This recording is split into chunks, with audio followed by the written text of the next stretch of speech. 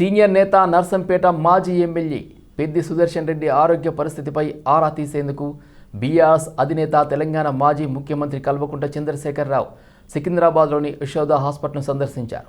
పెద్దిరెడ్డి ఆరోగ్యం గురించి అడిగి తెలుసుకున్నారు. తీవ్ర అస్వస్థతకు గురైన సుదర్శన్ రెడ్డిని మెరుగైన వైద్యం కోసం హనుమకొండ నుండి సికింద్రాబాద్ యశోద ఆసుపత్రికి తరలించిన విషయం తెలిసిందే. యశోద ఆసుపత్రి వైద్యులు ప్రస్తుతం సుదర్శన్ రెడ్డిని వెంటిలేటర్పై ఉంచి చికిత్స అందిస్తున్నారు.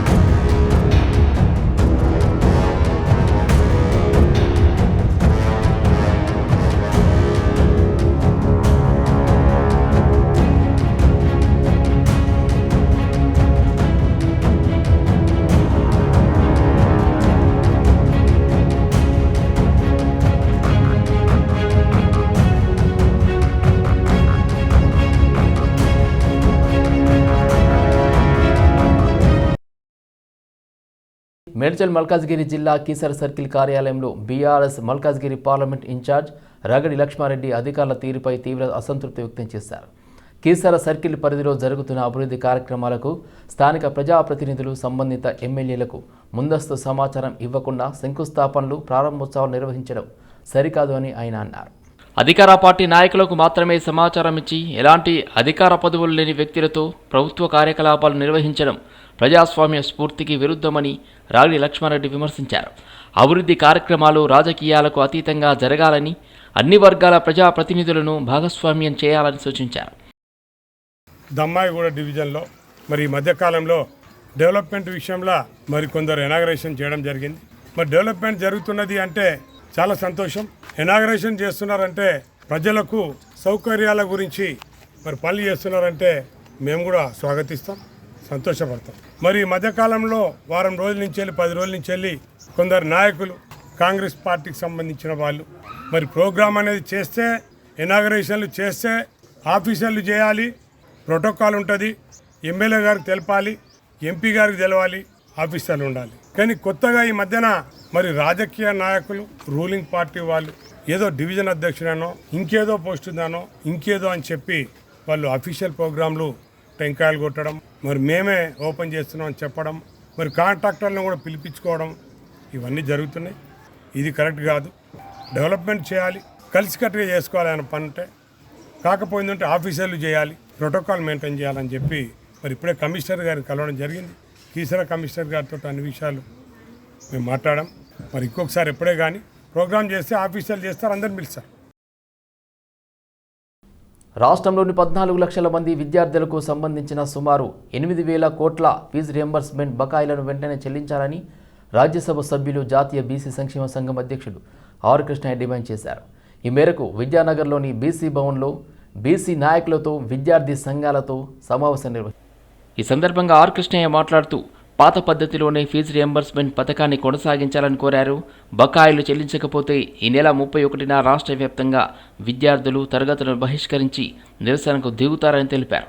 అన్ని జిల్లాల్లో కలెక్టరేట్లు, ఆర్డీఓ, ఎంఆర్ఓ కార్యాలయాలను ముట్టడించి అధికారులకు వినతి పత్రం అందజేస్తామని తెలిపారు. కాంట్రాక్టర్లకు 1,000 కోట్లు చెల్లించే ప్రభుత్వానికి 14 లక్షల మంది విద్యార్థుల ఫీజు బకాయిలు చెల్లించేందుకు డబ్బులు లేవా అని ప్రశ్నించారు. ఫీజు చెల్లించని విద్యార్థులను జైలుకు పంపుతామంటూ ప్రభుత్వం తీసుకున్న నిర్ణయాన్ని తీవ్రంగా తప్పుబట్టారు. ఆయన ఇంట్లోకి ఇచ్చినట్టు, ఆయన ఆస్తులు అమ్మిచ్చినట్టు, ఆయన చేసే బిజినెస్లకి వచ్చిన లాభాలతో ఇచ్చినట్టు పిల్లల జీవితాలతో చెలగాటమాడుతుడు. ఈ వైఖరి మార్చుకోవాలని ముఖ్యమంత్రిని హెచ్చరిస్తున్నాం. ఎవరి ఆస్తి కాదు, ఎవరి జాగీర్ కాదు ఈ రాష్ట్రం. ఖబర్దార్, వెంటనే ఫీజుల బకాయిలు ఎలాంటి జాప్యం లేకుండా ఇవ్వకపోతే రాష్ట్రాన్ని రణరంగంగా మారుస్తామని చెప్పి హెచ్చరిస్తున్నాం. రెండెన్ని వచ్చిన నుంచి ధర్నాలు, ఉద్యమాలే. ఫీజుల బకాయిలు, స్కాలర్షిప్లు ఇవ్వవు, ఫీజుల బకాయిలు ఇవ్వవు. మంత్రులు, ఎమ్మెల్యేలు లూటి చేస్తున్నారు రాష్ట్రాన్ని. భూములు మిగుల్చలేవు, రెవెన్యూ వ్యవస్థను పోలీస్ వ్యవస్థను చేతుల్లో పెట్టుకొని ఎమ్మెల్యే చెప్పినట్టు వినాలి, మంత్రి చెప్పినట్టు వినాలి. పట్ట భూములు గుంజుకుంటున్నావు, దాన ధర్మాల భూములు గుంటున్నావు, భూదాన భూములు గుంజుకుంటున్నావు, అదైన భూములు గుంజుకుంటున్నావు. ఏ భూమి నీ 5 ఏళ్ల పాలనలో ఒక్కటి కూడా మిగిలకుండా సహాయ చేసే పనికి పెట్టుకున్నావు. మేడ్చల్ జిల్లా మేడిపల్లి పోలీస్ స్టేషన్ పరిధిలో గత నెలలో గృహప్రవేశం చేయించుకుంటున్న ఇంటిపై దాడిలో ప్రధాన సూత్రధారులను అరెస్ట్ చేయాలి అని బోడుప్పల్ అన్ని పార్టీల అఖిలపక్షం నాయకులు మేడిపల్లి సర్కిల్ ఇన్స్పెక్టర్ జలంధర్కు వినతి పత్రం అందజేశారు. బోడుప్పల్ దేవేందర్ నగర్లో ప్రజలు భయభ్రాంతులకు గురి అవుతున్నారని స్థానికులు నాయకులు తెలిపారు. ఈ కేసులో ఇప్పటికి 14 మందిని అరెస్ట్ చేశామని, తదుపరి విచారణ జరిపి ఇంకా ఎవరైనా ఉంటే వారిని అరెస్ట్ చేస్తాము అని, శాంతి భద్రతలకు విఘాతం కల్పించే వారిని ఎవరిని వదిలిపెట్టమని సిఐ జలంధర్ తెలిపారు. ఇక్కడ నుంచి మళ్ళీ ఎక్కడ పోయింది ఆ ఫోన్ సిమ్స్ అన్ని తీసేసి అరెస్ట్ చేస్తాం. అట్లా ఏమాత్రం అనుమానం లేదు. ఆ తర్వాత బెడ్ షాపులు కూడా ఉంటే బెడ్ షాపులు కూడా రైడ్ చేసినాం. 2 రోజులు ఫుడ్ పెట్రోలింగ్ చేసినాం. ఆ బిస్కెట్ ఫ్యాక్టరీ దగ్గర కూడా స్పెషల్ సర్వేలెన్స్ పెడుతున్నాం. రోజు అసలు అక్కడ చేద్దామనుకుంటున్నాం. బిజీలో కూడా రోజు రాలేకపోతున్నాం. కొంత కంట్రోల్ అయ్యేంత వరకు కూడా మనం సర్వేలెన్స్ పెడతాము. మీకు ఎలాంటి భయం లేదు. ఏదన్నా మీరు ఫోన్ చేయొచ్చు. డైలీ పెట్రోలింగ్ కొన్ని రోజుల వరకు అక్కడనే పెడతాం. వెహికల్ చెకింగ్ కూడా చేస్తాం. గత నెల 28వ తారీఖు నాడు దేవేందర్ నగర్లో జరిగినటువంటి సంఘటన పైన నిన్న దేవేందర్ నగర్ వెల్ఫేర్ అసోసియేషన్ ఆధ్వర్యంలో రౌండ్ టేబుల్ సమావేశం, ఆల్ పార్టీస్ మీటింగు సమావేశం జరగడం జరిగింది. ఆ రౌండ్ టేబుల్ సమావేశంలో కాలనీ వాసులంతా, మరి కాలనీ వాసులతో పాటు చుట్టుపక్కల కాలనీ కానీ బోడుప్పల్ మున్సిపల్ కార్పొరేషన్ ఉన్నటువంటి ఆల్ పార్టీ నాయకులు, అన్ని పార్టీ నాయకులు, Congress, BRS, BJP, CPI, CPM, BSP, Janasena లాంటి పార్టీలు అందరూ కూడా ఆ సమావేశంలో పాల్గొని మరి 30 రోజులు కావస్తున్నా మరి ఎవరైతే మన ఈ దాడి జరిగిన సంఘటనలో ఇంకా కూడా 6గురిని బయట విచ్చలవిడిగా తిరుగుతూ ఉన్నారు, భయం లేకుండా తిరుగుతూ ఉన్నారు. వారిని ఇప్పటివరకు కూడా ఇంకా 6గురిని అరెస్ట్ చేయలేదు. వారిని అరెస్టు చేసేంత వరకు మరి మేము పోరాటం చేస్తాం, మాకు ఇబ్బంది జరుగుతుందని చెప్పి కాలనీలు అందరూ, అదేవిధంగా అఖిలపక్ష సంఘం సభ్యులు అంటే ఆల్ పార్టీస్ లీడర్ అందరూ కూడా ముక్త కట్టకు చెప్పడం జరిగింది. అందులో భాగంగానే ఈరోజు కాలనీ వాసులు, ఆల్ పార్టీస్ నాయకులు అందరం వచ్చి సిఐ గారికి మరి వినతి పత్రం ఇవ్వడం జరిగింది. మూసీ సుందరీకరణలో భాగంగా ఇల్లు పోగొట్టుకున్న అసలైన లబ్ధిదారులమైన తమకు ఇల్లు కేటాయించకుండా ఎంఐఎం నాయకులైన బలాల వారి అనుచరులకు అనుకూలమైన వ్యక్తులకు మాత్రమే ఇల్లు కేటాయించి తమకు అన్యాయం చేశారని ముసరంబాగ్, సాలివాహన నగర్, అంబేద్కర్ నగర్ బస్తీవాసులు ఆరోపించారు. అంతేకాకుండా అక్రమంగా కేటాయించిన ఇండ్లను కూడా అమ్ముకుంటున్నారని అన్నారు. ప్రభుత్వం వెంటనే అసలైన లబ్ధిదారులైన తమకు ఇండ్లు కేటాయించి జరిగిన మొత్తం స్కామ్ మీద విచారణ జరిపించి దోషులను శిక్షించాలని డిమాండ్ చేశారు. ఈ కార్యక్రమంలో బాకారం యాదగిరి, ఇందిరా, అశోక్, రాణి, స్వప్న, నాగయ్య, దాదాపు 70 మంది బస్తీవాసులు పాల్గొన్నారు.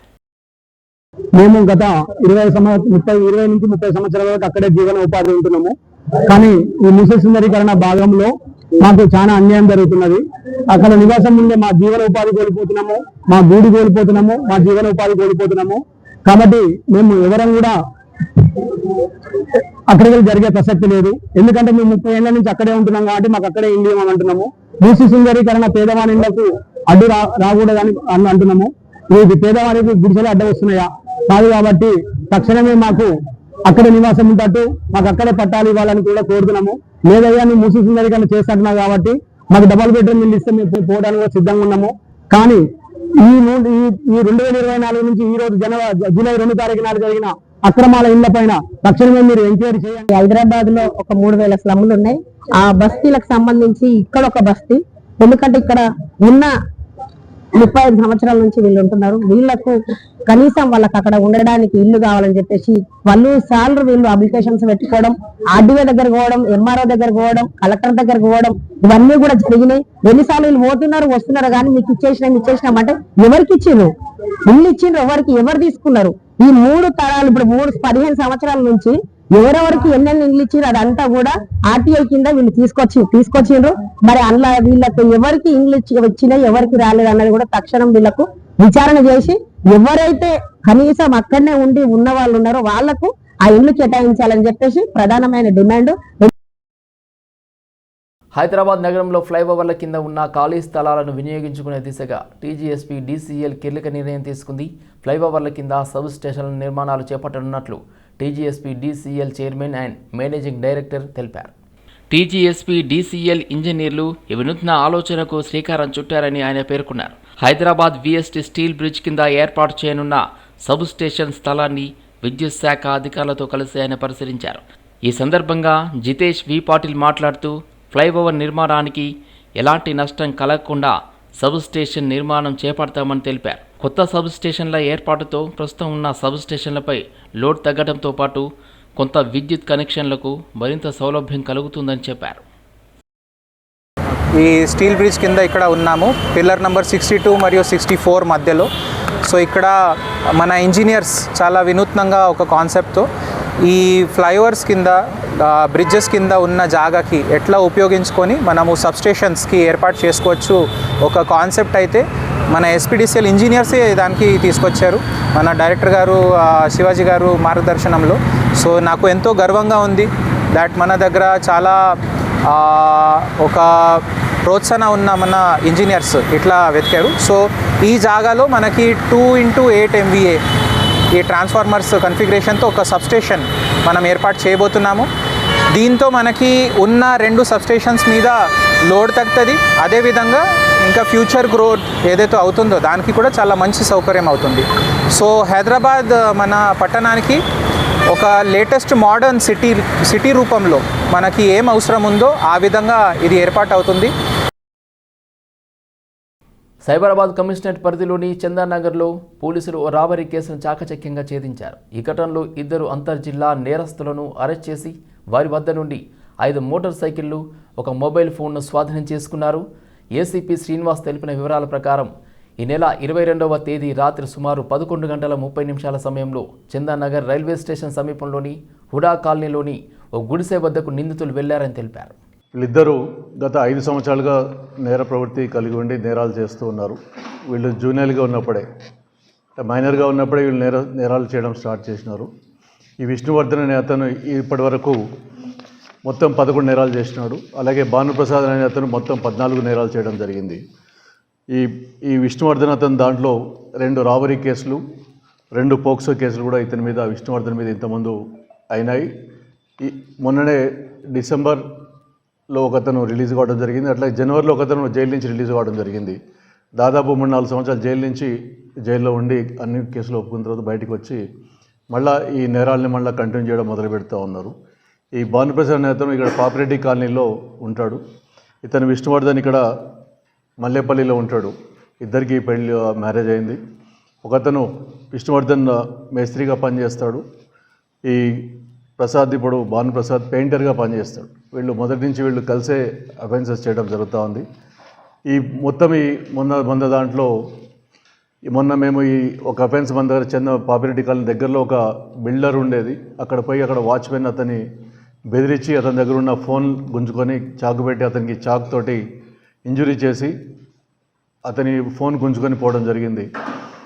అలాగే దాని మీద మనం ఇన్వెస్టిగేట్ చేసి వీళ్ళిద్దరిని పట్టుకున్న తర్వాత మనకు తెలిసిందేమంటే ఇద్దరు కలిసి 11 నేరాలు చేశారని తెలిసింది. దాంట్లో ఎన్నో రకాల మోడల్స్తో యువతను ఆకట్టుకుంటున్న ట్రైమ్ బైక్ తమ కొత్త షోరూమ్ను మియాపూర్లో ప్రారంభించారు. పలువురు రైడర్స్, ఉద్యోగులు, యాజమాన్యం మధ్య ఈ ప్రారంభోత్సవం ఘనంగా జరిగింది. ఈ కార్యక్రమానికి చైర్మన్ బాబుల్ రెడ్డి హాజరై తన చేతుల మీదుగా పూజా కార్యక్రమాలతో షోరూమ్ను ప్రారంభించారు. ఆయనతో పాటు zonal head Chandrashekar, sales and service heads Rajeev, Dharmikesh కూడా ఇందులో పాల్గొన్నారు. 67వ షోరూమ్ ఓపెన్ చేస్తున్నందుకు చాలా సంతోషంగా ఉంది. బజాజ్ ఆటోలో మా ప్రస్థానం 1996లో స్టార్ట్ అయింది. విత్ 100 వెహికల్స్ వాల్యూమ్ తోటి ఇప్పుడు 3500 వెహికల్స్ వాల్యూమ్స్ అమ్ముతున్నాము. అదేవిధంగా మన సేల్స్ ఇప్పటి వరకు 5 లక్షల వెహికల్స్ మేము అమ్మాము. టోటల్ సర్వీస్ వాల్యూమ్స్ 10 లక్షల కస్టమర్స్కి సర్వీస్ చేసినాము. మా స్లోగన్ ఏంటంటే సర్వీస్ విత్ ఎ స్మైల్. ఎంత సంతోషంగా కస్టమర్స్ ఉంటే మా వ్యాపారం అంత సమృద్ధిగా సాగుతుంది. ఇది అంతా నా ఒక్కడి వల్ల కాలేదు. బజాజ్ ఆటో సపోర్ట్ తోటి Bajaj auto sales and service team ఎంతో సపోర్ట్ చేసి I handle the circle head for Karnataka, Andhra and Telangana for KTM and Triumph both. So it was a dream coming true for us in Hyderabad. This marks the 7th showroom and workshop which we opened today for customers. So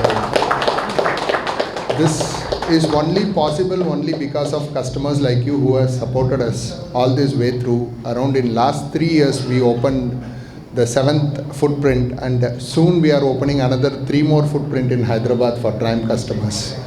So we understand customer requirements for your ride, for every ride you go, for every wheel spin which happens on your vehicle. We want to take care of your vehicle with the utmost care. So that's why wherever we want to open our showroom, we want to open along with our workshop.